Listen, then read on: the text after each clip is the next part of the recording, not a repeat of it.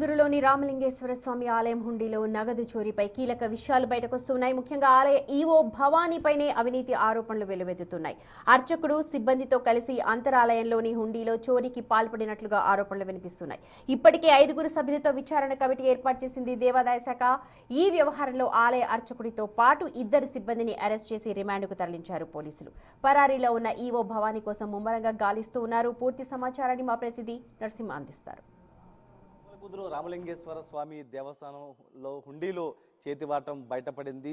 సాక్షాత్తు ఈవో పైనే ప్రధానంగా ఆరోపణలు వినిపిస్తున్నాయి. ఇప్పటికే ఒక ప్రధాన అర్చకుడితో పాటు మరొక 2 సిబ్బందిని కూడా పోలీసులు అరెస్ట్ చేసి రిమాండ్కి కూడా తరలించడం జరిగింది. ప్రస్తుతం ఒక్కసారి విజువల్స్ చూపిస్తా. సేమ్ ఇలాంటి హుండీనే లోపల అంతరాలయంలో ఒక హుండీ ఉంది. ఎందుకంటే రామలింగేశ్వర స్వామి అంటేనే కూడా అత్యంత మహిమాన్వితమైనటువంటి స్వామి.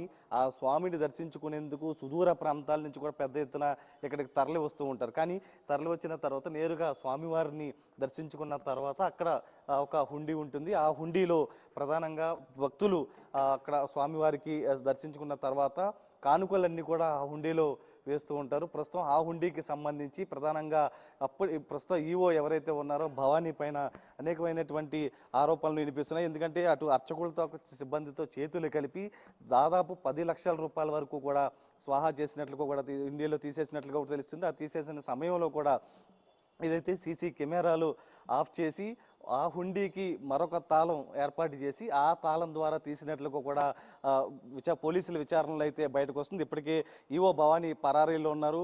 ఒక అర్చకుడితో పాటు మరొక 2 సిబ్బందిని ఇప్పటికే అరెస్ట్ చేయడం జరిగింది. అయితే ఈ వ్యవహారానికి సంబంధించి చైర్మన్ పోలీసులకు ఫిర్యాదు చేయడంతో కూడా ఒక్కసారిగా ఈ విషయం వెలుగులోకి వచ్చింది. 2 సంవత్సరాల నుంచి కూడా మొత్తం ఇదంతా జరుగుతున్నట్లు కూడా అటు మొత్తం వ్యవహారం అంతా జరుగుతున్నట్టు పోలీసు విచారణలో స్పష్టమవుతుంది. ఇప్పటికే దేవాదాయ శాఖ కూడా దీనిపైన చాలా సీరియస్గా ఉంది. ఎందుకంటే సాక్షాత్తు ఈవోని ఈ వ్యవహారం పైన అవకాశాలకు సంబంధించి ఏదైతే ఆరోపణలు రావడంతో కూడా పెద్ద ఎత్తున చర్చనీయాంశంగా మారింది. ఈ నేపథ్యంలోనే దేవాదాయ శాఖ ఒక 5 సభ్యులతో కూడా ఒక కమిటీ వేయడం జరిగింది. కమిటీ కూడా ప్రస్తుతం విచారణ వేగవంతం చేస్తుంది. ప్రస్తుతం ఈవోకి సంబంధించి దాదాపు 2 ఏళ్ల పాటు ఉన్నారు కాబట్టి ఏం జరిగింది, ఎలాంటి స్కాములు జరిగాయి, ఏం జరిగింది మొత్తం కూడా రికార్డ్స్ అన్ని బయటకు తీస్తున్నారు. అంటే మాజీ ఈవో పైన కూడా ఆరోపణలు వచ్చిన నేపథ్యంలో వాటికి సంబంధించి కూడా రికార్డ్స్ పరిశీలిస్తున్నారు. సభ్యులంతా కూడా మొత్తం ఏదైతే 15 రోజుల పాటు మొత్తం పరిశీలించిన తర్వాత దేవాదాయ శాఖ కమిషనర్కి ఒక రిపోర్ట్ అయితే సబ్మిట్ చేయనున్నారు. ప్రస్తుతం అసిస్టెంట్ కమిషనర్ మనతో పాటు ఉన్నారు. మేము మొత్తం విజిట్ చేస్తున్నారు, మొత్తం రికార్డ్స్ పరిశీలిస్తున్నారు. అంటే కమిటీ చేశారు కదా, ఎట్లా ఏ విధమైన విచారణ జరిగింది? మొత్తం రికార్డ్స్కి సంబంధించి 5 years రికార్డ్స్ వెరిఫై చేసి రిపోర్ట్ తయారు చేసి పంపించమని కమిషనరేట్ నుండి మాకు ఆర్డర్ వచ్చిందండి. మేము 5 members కమిటీని ఏర్పాటు చేశారు. కమిషనరేట్ నుండి అది కూడా ఆర్డర్ వచ్చింది. మేము 5 కలిపి మొత్తం ఎంటైర్ 5 years రికార్డ్స్ వెరిఫికేషన్ చేస్తున్నాం మార్నింగ్ నుండి. ఏ రికార్డ్స్ అంటే ఎటువంటి మొత్తం ఏ ఫైల్కి సంబంధించి? మొత్తం టెంపుల్కి సంబంధించిన A to Z ల్యాండ్స్, అన్నదానం కానీ, deposits, fixed deposits A to Z అన్నీ వెరిఫై చేస్తాం. హుండీకి సంబంధించినటువంటి అంశం ఏమైనా పరిశీలిస్తున్నారు మేడం? అంతా ఇందులోనే ఉంటుందండి. క్యాష్కి సంబంధించింది మొత్తం అంతా ఈ రికార్డ్స్లోనే ఉంటున్నాయి కాబట్టి మొత్తం అంతా కలిపి మేము వెరిఫై చేస్తాం. వేరే తాళం తీసి మరీ కూడా చోరీ చేసినట్లు కూడా బయటకు వస్తున్నటువంటి అంశాలు వాటికి సంబంధించి అంటే రికార్డ్స్ పక్కాగా ఉన్నాయి చేస్తాం కాబట్టి ఇంకా ఫర్దర్ ఇన్వెస్టిగేషన్ చేస్తే అప్పుడు ఏదన్నా విషయం తెలిస్తే మేము ఖచ్చితంగా ఇన్ఫార్మ్ చేస్తాం. ఈవో పరారీలో ఉన్నట్లు తెలుస్తుంది. మాట్లాడడం కానీ ట్రై చేశారు? మేము ప్రజెంట్ ఈవో గారిని నేను కలవలేదండి. అవసరం అనుకుంటే ఆవిడ ఎక్కడ ఉన్నారో చూసి మేము కలిసి ఆవిడని కూడా మాట్లాడతాం.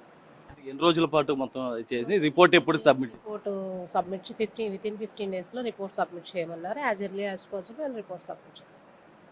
అంటే మొత్తం ప్రతిదీ కూడా ఏదైతే ప్రతి ఫైల్కి సంబంధించి కూడా మొత్తం క్షుణ్ణంగా పరిశీలిస్తున్నారు, ఏ ఒక్కటి కూడా వదలకుండా. ఎందుకంటే ప్రస్తుత ఈవో పైన గత ఈవో పైన కూడా అనేకమైనటువంటి ఆరోపణలు వచ్చిన నేపథ్యంలో ఆ రికార్డ్స్ ఏ విధంగా ఉంది. ఎందుకంటే హుండీ చోరీ జరిగిన తర్వాత దాదాపు దాంట్లోనే 10 లక్షల రూపాయల వరకు మాయం చేశారని వస్తున్నటువంటి ఆరోపణల నేపథ్యంలో ప్రస్తుతం వీటికి సంబంధించి ఏమైనా రికార్డ్స్ తారుమారు, ల్యాండ్స్కి సంబంధించి, అటు పూజలకు సంబంధించి, అటు భక్తులు ఇచ్చినటువంటి కానుకలకు సంబంధించి ప్రతిదీ కూడా మొత్తం వెరిఫై చేస్తున్నారు.